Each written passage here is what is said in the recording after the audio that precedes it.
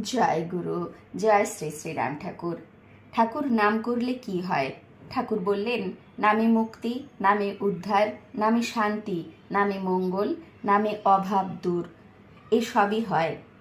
সর্বদা ভগবানের নামের সঙ্গ করিবেন, ভগবানই উদ্ধার করিবেন।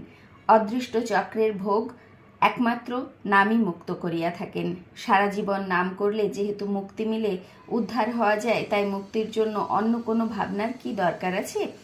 সর্বদা ধৈর্য সহকারে নাম করিবেন। নাম করিতে করিতেই আপনার মনে শান্তি আসিবে। এক নাম ব্যতীত মনে শান্তি পাইবার আর কোনো উপায় নেই। যে কোনো রূপ বিপদই হোক না কেন, নাম করিলেই সমস্ত শান্তি হইয়া যাইবে এবং নিজেও শান্তি পাইবেন।